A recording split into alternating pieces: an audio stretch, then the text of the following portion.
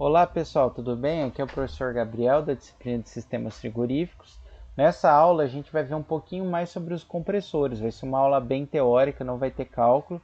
Eu vou tentar dar uma resumida na parte de compressores ligadas a sistemas de refrigeração, tá pessoal? Então bora lá!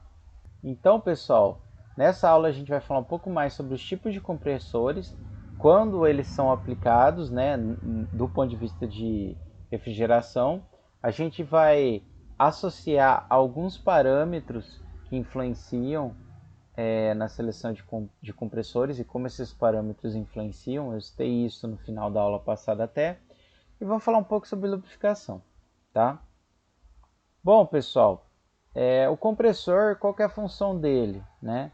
É basicamente aumentar a pressão do fluido para que ele recircule novamente no sistema. E para isso, né, o fluido tem que estar no estado de vapor superaquecido. Nos sistemas de refrigeração, assim como todos os tipos de compressores, a gente tem três tipos de construção de compressores: os alternativos, os alternativos herméticos, os alternativos semi-herméticos. A gente tem também os abertos, né? E o do tipo parafuso. Na grande prática, que aqui, pelo menos pelo que eu observo, pela minha experiência, a maior parte é alternativo, tá, pessoal? Como que a gente seleciona o tipo de compressor? Basicamente, vai depender de vários fatores, como por exemplo, instalação, ou seja, o meu compressor ele pode ser grande ou não, né? Qual a temperatura de vaporização, né? E o fluido frigorífico utilizado, tá? A gente também tem uma regra que a gente obedece para selecionar esse tipo de compressor, né? Com relação ao seu hermético, semi-hermético, parafuso. E para isso a gente utiliza a capacidade frigorífica, ou seja, a capacidade de retirar calor, né? Os primeiros eles são utilizados para pequenas capacidades de transferência de calor, até 2,5 toneladas de refrigeração. Para quem não lembra, né, volta nas aulas anteriores que eu comentei o quanto é uma tonelada de refrigeração, tá? Então aí até isso a gente utiliza os compressores alternativos herméticos, que são esses que vocês encontram onde? Sistema da geladeira, ar-condicionado, né? Se a gente tiver uma média capacidade, a gente utiliza os semi-herméticos, né? Que é entre 2,5 e 75 toneladas de refrigeração. E para altíssimas capacidades de refrigeração, a gente utiliza o tipo parafuso, tá? Bom, o hermético, pessoal, é esse que vocês veem atrás da geladeira, naqueles frigobar, geladeirinha, né? Basicamente ele tem, aqui tem uma figura 3D de um, tá? É, por, por fora a gente não enxerga nada, porque ele vem nesse formato aqui todo pintado de preto, então a gente não enxerga esses componentes aqui dentro, tá?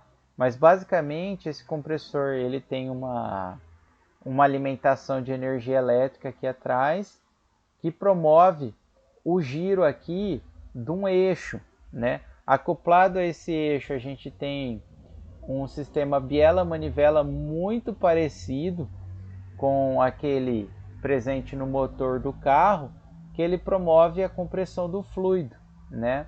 E aí,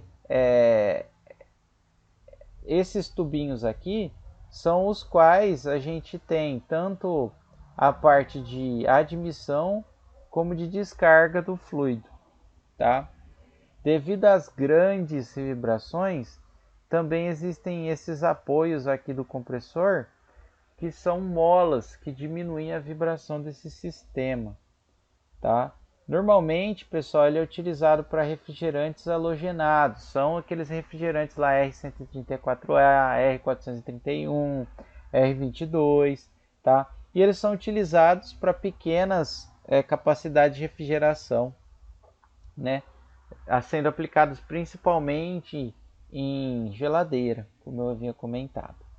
Os herméticos, pessoal, o que muda? Né? Hermético é selado, tá, pessoal? Acabei esquecendo de falar do principal.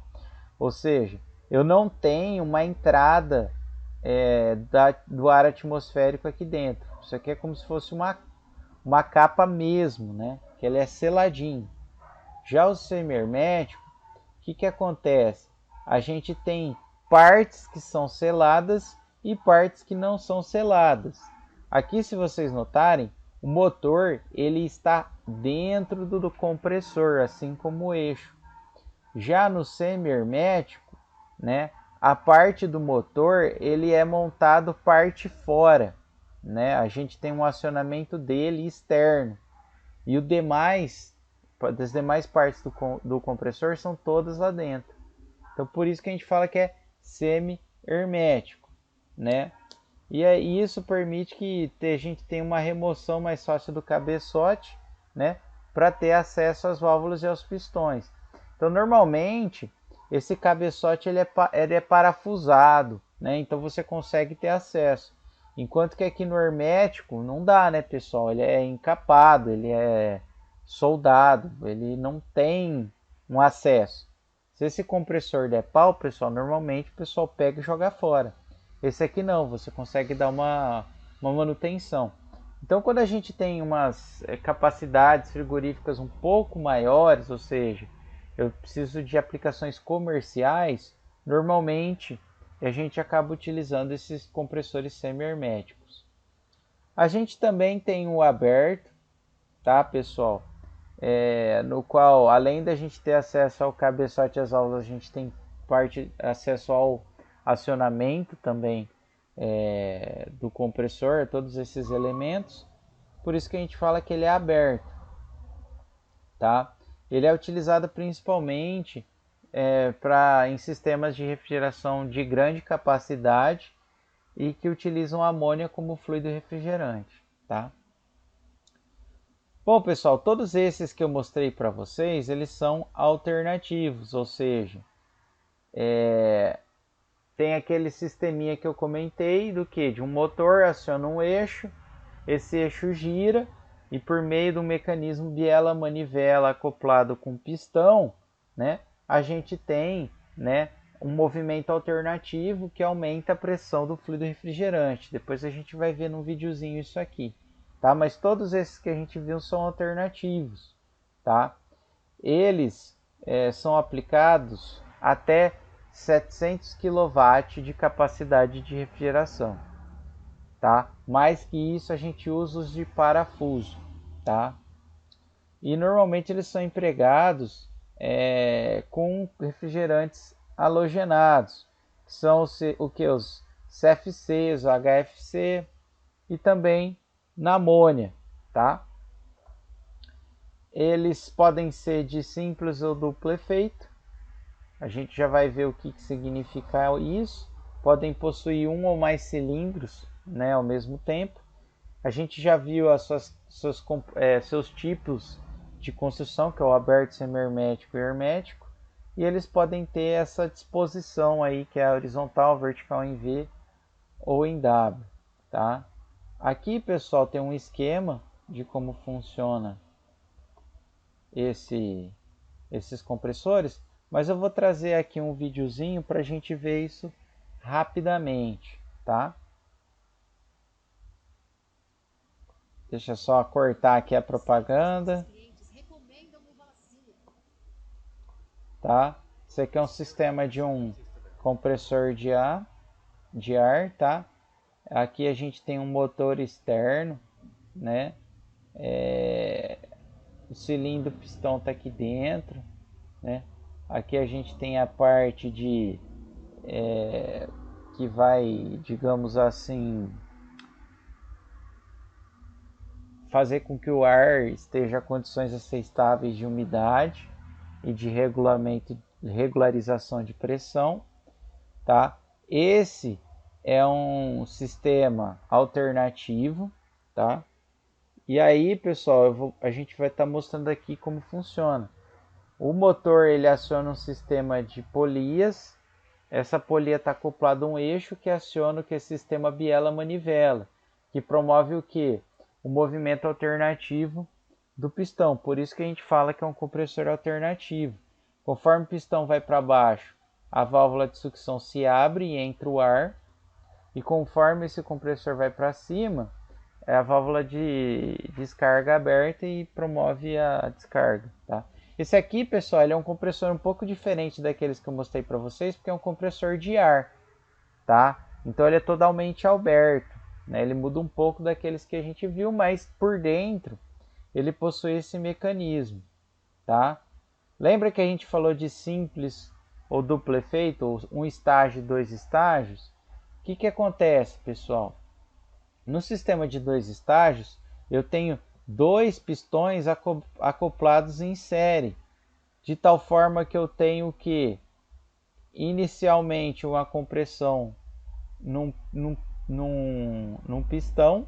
Então, em uma determinada parte do ciclo, esse pistão ele se abre, comprime, joga o ar para o segundo pistão, que vai abrir, comprimir e jogar para fora. Entendeu? Ó. Aí, ó. Tá? Então, a compressão ocorre em dois estágios. Isso é bom quando você quer gerar uma maior pressão com o seu compressor, tá? E aqui a gente tem uma construção em V, tá?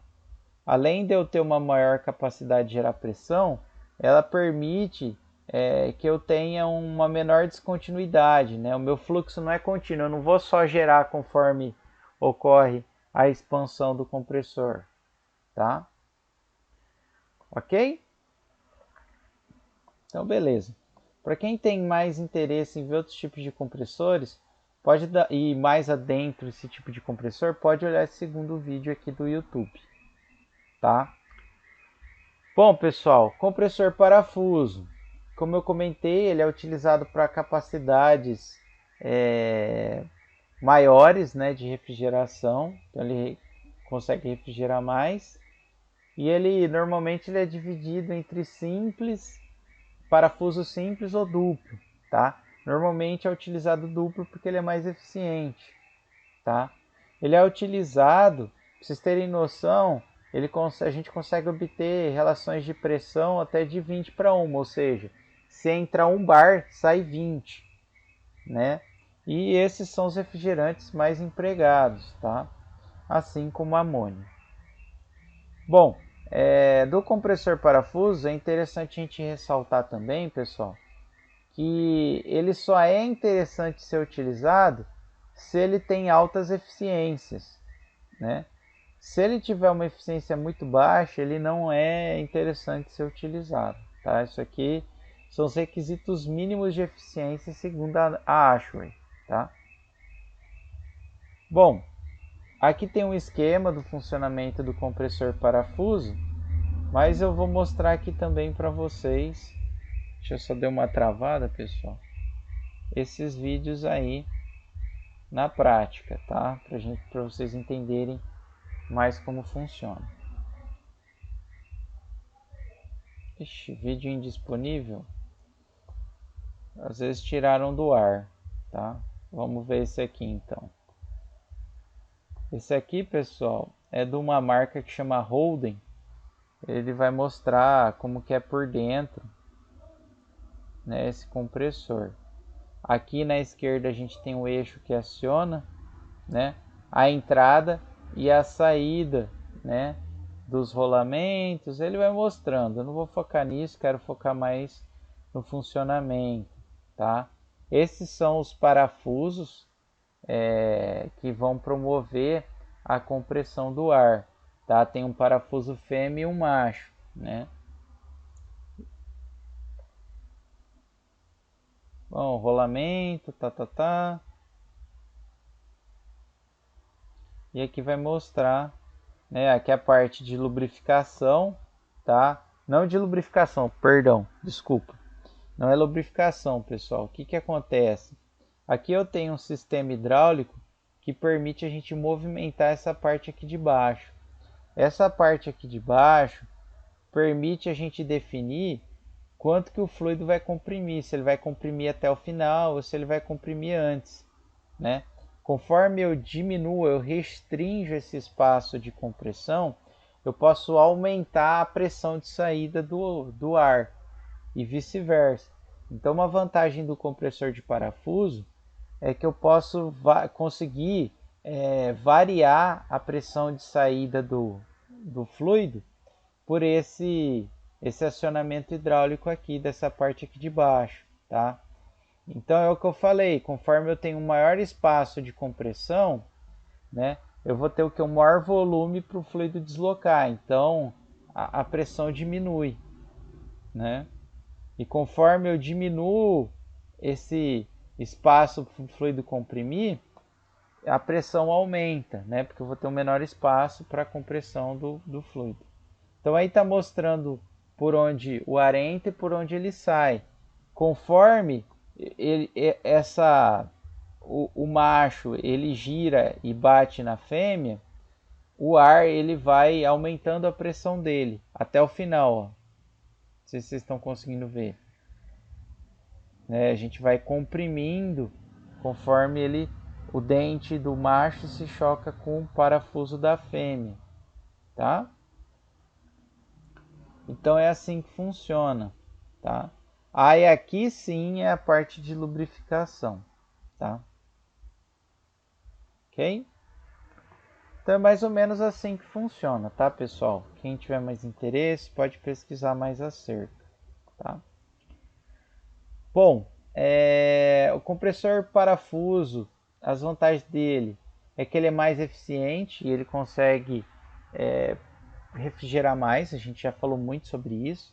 Ele exige menor espaço físico. Entretanto, pessoal, ele normalmente é um compressor que requer mais atenção quanto à manutenção.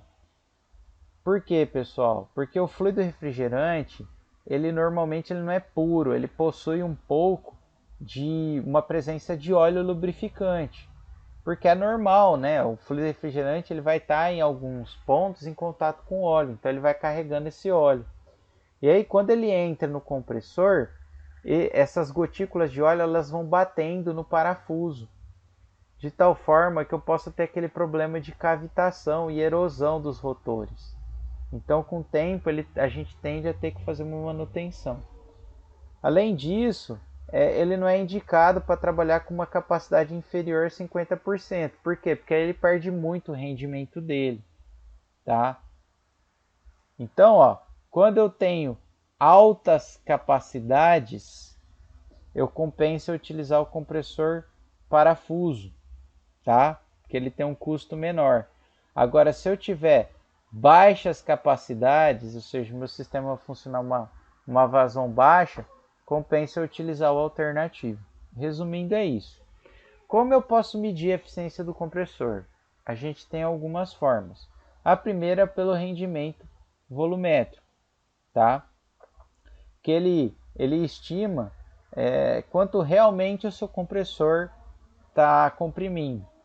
Para isso, você é dado pela divisão da vazão volumétrica que entra no compressor em relação à taxa de deslocamento. O que é a taxa de deslocamento? Volume deslocado, pessoal. Não sei se vocês lembram do volume deslocado lá do motor, que é o máximo que eu consigo deslocar. Esse seria a taxa de deslocamento, tá?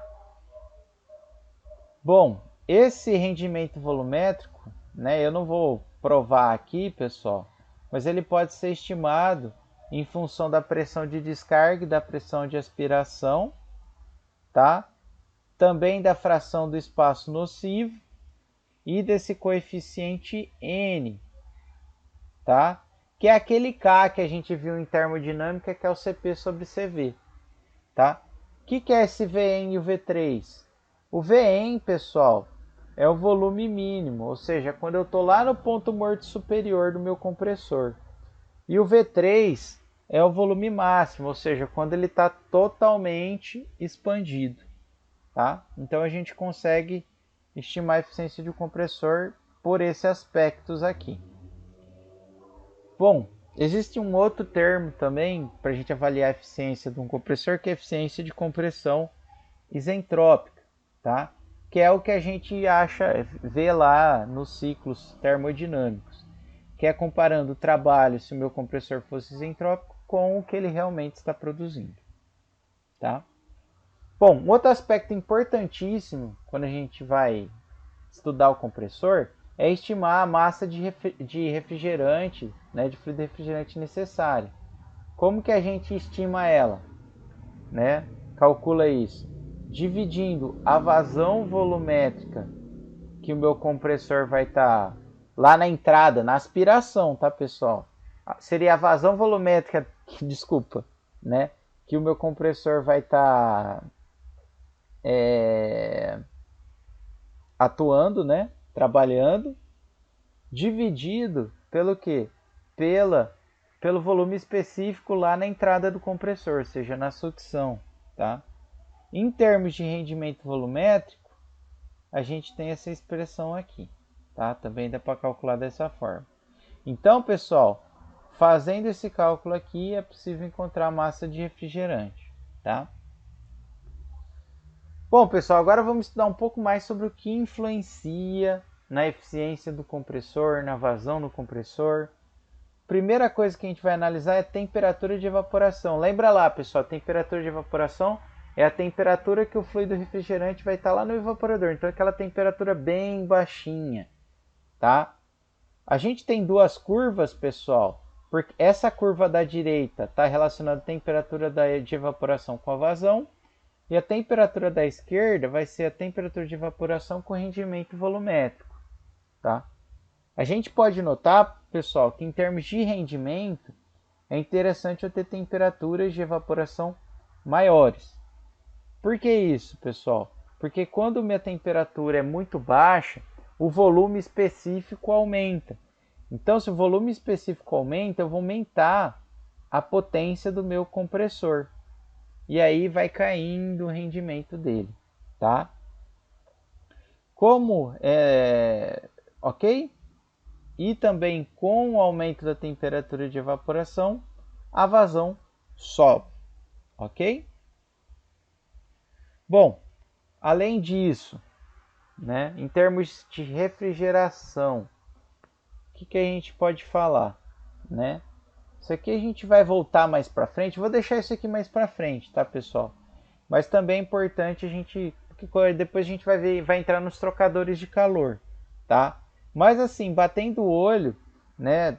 Queria deixar claro para vocês que quanto maior a temperatura de evaporação, né? Maior vai ser a capacidade de refrigeração, tá? E também, digamos assim, maior vai ser o efeito de refrigeração. Os dois são bem parecidos, né? A diferença entre o efeito de refrigeração e a capacidade de refrigeração é que na capacidade eu estou considerando o efeito da vazão, né? Já no efeito não, tá? Então, trabalhar a uma temperatura de evaporação um pouco maior faz com que o nosso sistema consiga refrigerar mais, tá? Por isso, pessoal, que quanto menor, digamos assim, mais fria a câmara fria, normalmente a gente vai ter sistemas com rendimento menores, tá? Em termos de potência do compressor, a gente tem isso aqui, tá? Conforme eu aumento a temperatura de evaporação, eu vou ter um aumento da potência, do trabalho. Calma aí, deixa eu ver. Da potência de compressão. Vocês vão perguntar, mas professor, por que isso? Ele não cai o trabalho? Pessoal, cai, só que o problema é que a minha vazão ela aumenta conforme aumenta a temperatura de evaporação, tá?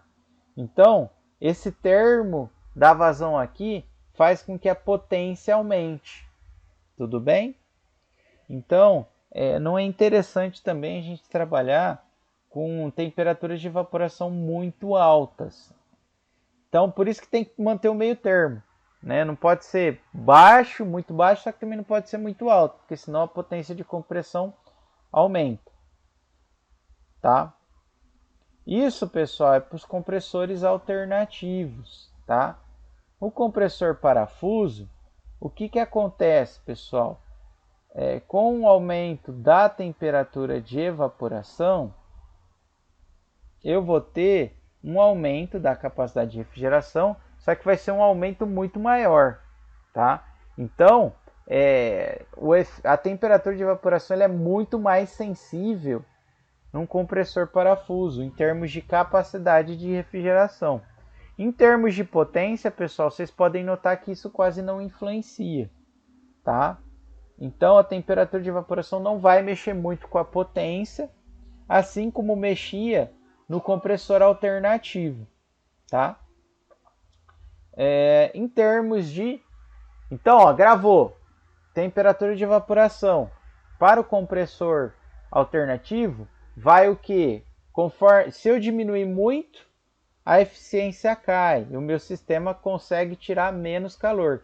Se eu aumentar muito, eu vou aumentar muito, vou acabar aumentando muito a potência do meu compressor. Então também não é muito bom, né?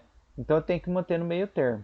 Em termos de compressor, no caso do compressor de parafuso, a potência não varia muito com a temperatura de evaporação. Já a capacidade de refrigeração é bem sensível, de tal forma que quando eu aumento, eu tenho um aumento da capacidade de refrigeração muito grande. Tá? Em termos da temperatura de condensação. Temperatura de condensação, pessoal, é aquela temperatura lá no condensador lá fora. Né? Conforme eu aumento, eu tenho um aumento do rendimento volumétrico, né? Desculpa, uma diminuição do rendimento volumétrico, né? Por quê? Porque o meu compressor ele vai estar trabalhando a mais altas temperaturas. E aí eu vou ter mais perdas. Posso ter problema de lubrificação e etc. Tá? E também, conforme eu aumento a temperatura de condensação, eu tendo a diminuir a vazão do compressor. Por quê? Porque o meu volume específico na saída dele vai ser um pouquinho menor. Tá? Beleza. Analisando em termos de capacidade de refrigeração. Quanto menor a temperatura de condensação, maior vai ser a minha capacidade de refrigeração e o efeito de refrigeração. Tá? Ok? E a potência de compressão, pessoal, no caso de compressores alternativos, o que vai acontecer? Se eu aumentar a temperatura de condensação, eu vou ter um aumento da potência do compressor. Por quê? Porque ele vai estar trabalhando a altas temperaturas ali na saída, o que não é bom. Tá? Ele vai acabar superaquecendo e tendo várias perdas. O parafuso, pessoal, a temperatura de evaporação não influenciava muito. Já a temperatura de condensação vai influenciar, ter uma influência maior, tanto na potência, mais na potência, né? Na capacidade de refrigeração, é aquilo, quanto menor, melhor vai ser minha capacidade de refrigeração. Por quê? Porque eu vou, digamos assim, aproximar a temperatura de evaporação e condensação. Então, meu compressor vai precisar realizar um trabalho menor. E aí, essa lógica é a mesma para a potência, né? Se eu tiver maiores temperaturas de condensação, meu compressor vai precisar aumentar mais a pressão na saída. Então, ele vai consumir mais. Tá? Aqui um exemplo para vocês entenderem essa parte no compressor parafuso. Se eu variar a temperatura de evaporação de menos 25 a 0 graus Celsius, olha como aumenta a capacidade de refrigeração, né? Sendo que o alternativo ele é muito mais sensível a isso, né? Tanto em termos de potência quanto em termos de capacidade de refrigeração. Já o parafuso, pessoal, tá vendo? Ó, basicamente, eu não tenho uma influência muito grande na potência, já na capacidade eu tenho, tá? Tudo bem? Então, ó, aumento da temperatura de evaporação aumenta a capacidade do meu sistema, só que também aumenta a potência do compressor. E o aumento da temperatura de condensação diminui a capacidade e aumenta a potência, tá?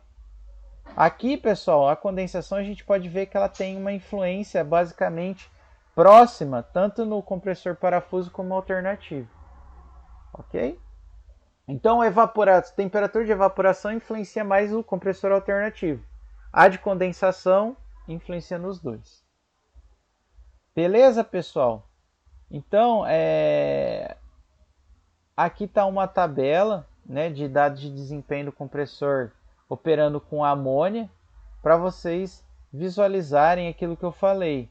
Conforme a gente aumenta a temperatura de evaporação, aumenta a capacidade, né, e também aumenta a potência. A mesma coisa para condensação.